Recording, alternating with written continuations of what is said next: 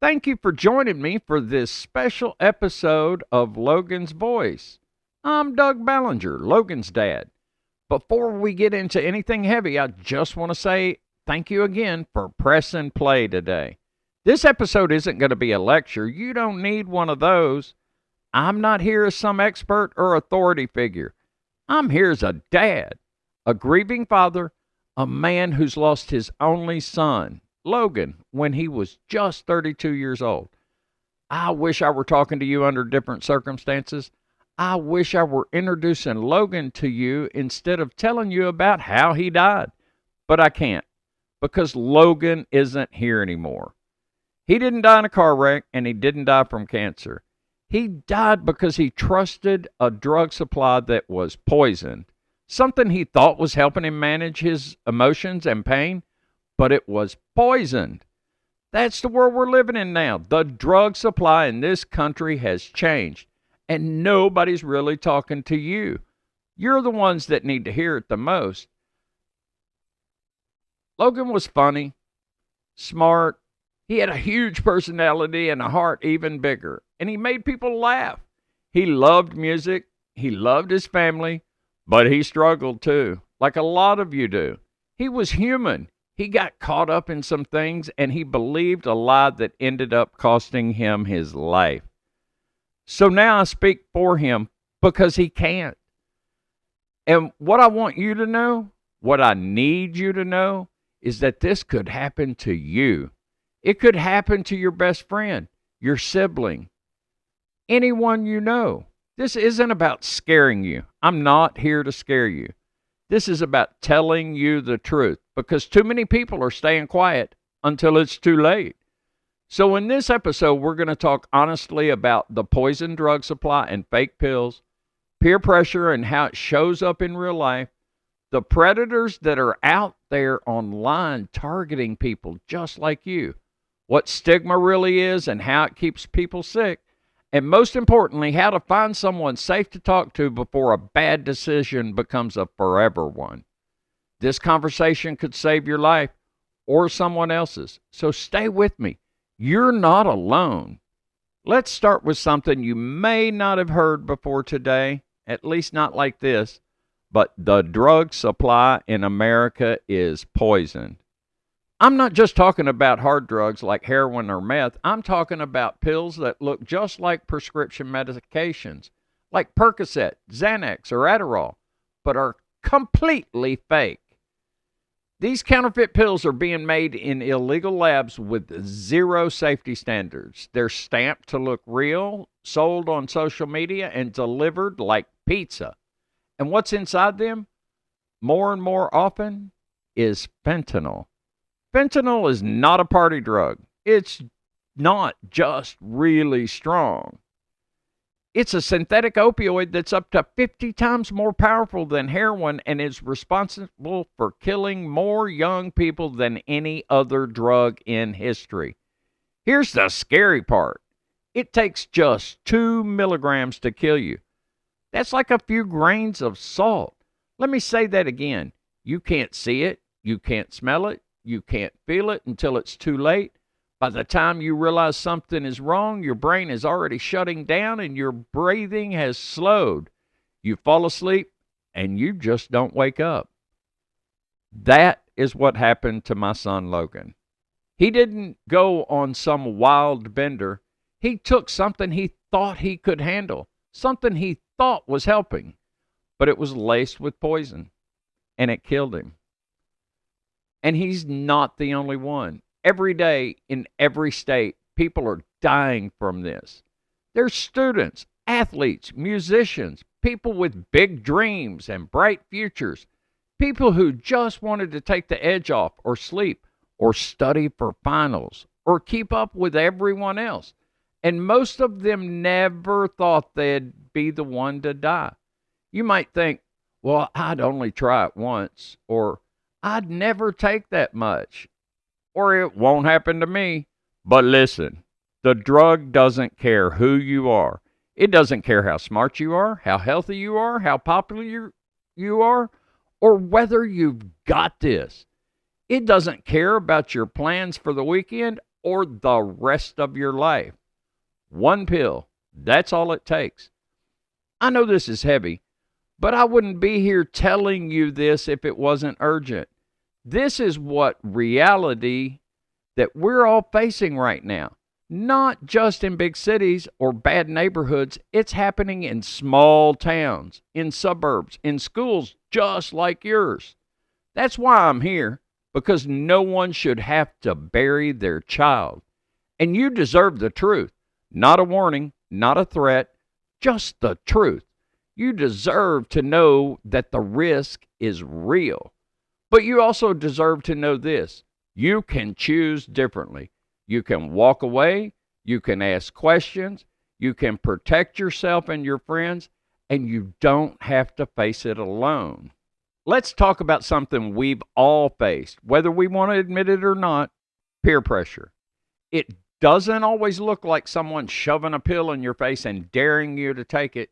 Sometimes it's way more subtle than that. It's being at a party or a hangout and everyone else is doing something. You don't even know exactly what it is, but they're laughing, having fun, and telling you it's no big deal. It's someone you like handing you a pill and saying, "Here, this will help you relax." It's hearing things like, "It's just a half, I've done it before. You'll be fine, don't be so dramatic. Come on, don't be the only one not doing it." And in those moments, your brain goes to war with itself. You might hear that little voice that says, something about this feels wrong. But you're also thinking, if I say no, I'll look weak. I'll lose their respect. I'll seem uptight. Here's the truth. Saying no to drugs takes way more strength than going along with it. Standing up for yourself, even quietly, even by just walking away, isn't lame. That's leadership. Because here's the thing. The idea that you can handle it is a myth. Drugs don't care how tough you are. They don't care how you've done it before or that your friend takes more than that all the time. Your body can react differently. The one time could be the last time, and you won't see it coming. People don't get addicted because they're weak. People don't overdose because they're reckless.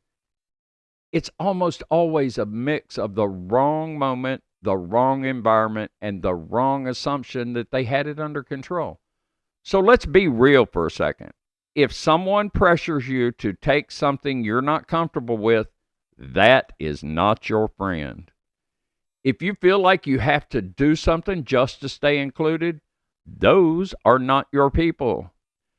And if you're just trying to escape something in your life, there are better ways, safer ways, and people who care and want to help. You're not the only one who feels pressure. You're not the only one who's trying to figure it all out. But you are the only one who gets to make decisions for your life.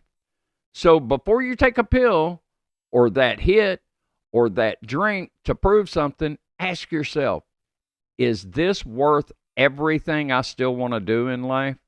Because I promise you, you are worth protecting. And one strong choice today can protect every dream you haven't even dreamed of yet. Okay, now we need to talk about something that isn't just dangerous, it's sneaky.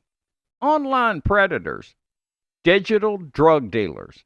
If you think this doesn't apply to you, or it only happens to younger kids or people who don't know better, you're wrong. And I say that with love. Because the way these people operate today is nothing like the old stranger danger videos. They're on Snapchat, Instagram, Discord, TikTok. They speak your language. They know how to blend in. They know how to gain your trust.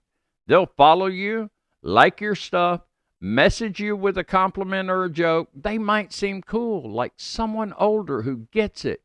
Maybe they say they can hook you up with something to take the edge off, or help you study, or sleep, or fit in. And here's the thing. You don't know who you're talking to. Not really. Not ever. A lot of those so-called friends are predators. Some are trying to manipulate you emotionally or sexually. Others are drug dealers who don't care whether you live or die as long as they get paid. They'll offer you a perk, a bar, an Addy. They'll say it's from a pharmacy, or they'll promise everyone's doing it and it's no big deal.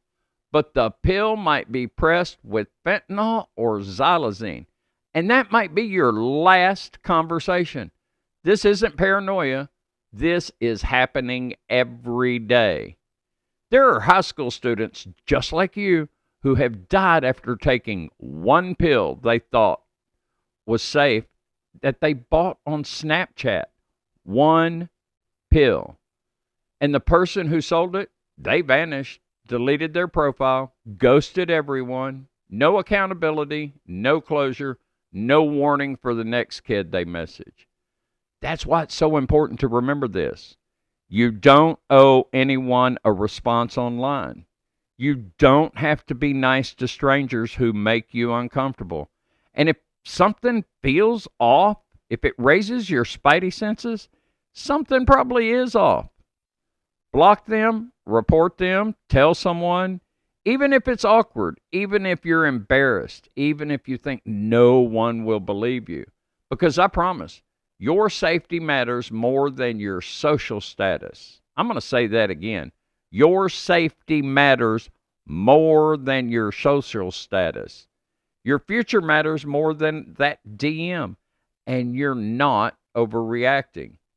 This crisis isn't just happening in alleyways and trap houses. It's happening in group chats, on private stories, in apps with disappearing messages. So please be careful with who you trust. And if you're ever in doubt, talk to someone who has your back in real life, not just someone who gets you online. Because one message, one pill, one moment of silence could be all it takes. And I don't want that to be your story. All right, let's take a breath here for a minute, because I want to talk about something that's at the root of why so many people stay silent until it's too late. And that's stigma. Stigma is that invisible weight that tells you, if I ask for help, people will think I'm weak. If I admit I'm struggling, they'll judge me or label me. I should just be able to deal with this on my own. Stigma whispers to you in the dark, and it lies to you. It tells you that needing help makes you broken, that crying makes you soft, that therapy is for crazy people, that addiction is a moral failure, that if you're hurting, something's wrong with you. But none of that is true. Let me be crystal clear. It's okay not to be okay. It's okay to ask for help. And it's absolutely okay to talk about mental health, trauma, or substance use, because pretending everything is fine won't heal anything. My son Logan was a beautiful soul with a complicated story. He wasn't a junkie. He wasn't a bad kid. He was kind, smart, funny, and deeply sensitive. But the shame he carried, the feeling that he had to hide the hardest parts of his life, made it harder for him to get the support he needed. And he's not alone in that. So many young people feel the pressure to hold it all together, to be strong, to be the one everyone counts on, to wear the mask and act like everything's fine. But holding all that in doesn't make you strong. It makes you suffer. Real strength is saying, hey, I need to talk to someone. Real strength is admitting, I'm not okay, but I want to be. Real strength is choosing to get better instead of pretending you're already okay. And if someone ever makes fun of you or dismisses you or tells you to get over it, that's about them, not you. Because the truth is, mental health struggles are normal. Anxiety and depression are real. Substance use disorder is a medical condition, not a personal failure. And recovery, it's possible. What we need more of in this world is compassion, understanding, and people who listen without judgment. You never know what someone is carrying, so be kind to others, but also to yourself.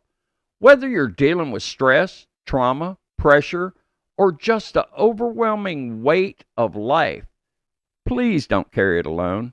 Talk to a school counselor, a parent, a coach, a friend you can trust, or call 988. Write it down. Say it out loud. Ask for help. Because asking for help doesn't make you weak. It means you're fighting to stay alive. And there's nothing braver than that. So, we've talked about the dangers of fake pills. We've talked about peer pressure and the lies of social media. And we've talked about how important it is to end the stigma and speak up when you're struggling. But let's make it real. Who do you actually talk to? Because I know some of you are sitting there thinking, there's nobody I can trust with this. Maybe your parents don't get it. Maybe they're part of the problem. Maybe you've had a teacher, counselor, or pastor who made you feel judged instead of helped. I hear you, and I believe you. But I'm still going to tell you this. There is someone out there who will listen. There is a safe adult who will believe you, help you, and never shame you for what you're going through. Let's talk about who that might be. A safe adult is someone who listens without interrupting or judging, believes your experience even if it's hard to hear, respects your privacy, doesn't immediately try to fix you, and encourages you to get help, not because you're broken, but because you're human. This could be a school counselor, a trusted teacher or coach, a youth pastor or church leader, a grandparent, aunt or uncle, a friend's parent who treats you with kindness, a family doctor or therapist, even the school nurse. You don't have to walk into their office and spill your entire life story. You can start simple. Can I talk to you about something kind of serious? I've been struggling and I don't really know what to do. I don't feel safe and I need help figuring out who to talk to. That first step is the hardest. I get it. But that one conversation can literally change your life. It could save your life. And if you honestly don't know a single safe adult in your life right now, there are still people ready to help. You can call or text 988 for the Suicide and Crisis Lifeline. It's free, confidential, and they're available 24 hours a day, 7 days a week. You can text HOME to 741-741 to talk to a trained crisis counselor. These people are trained. They care, and they will help you without judgment, without shame. Look, I don't expect you to figure it all out today, but I'm asking you, please, don't carry this by yourself. If you're hurting, talk to someone. If you're worried about a friend, speak up. If something feels off, trust your gut and ask for help. There's no shame in needing support. In fact, it's one of the most courageous things you could ever do. Before you go to bed tonight, or even before this episode ends, I want you to think of one adult in your life who might be a safe person to talk to. Just one. That's all you need.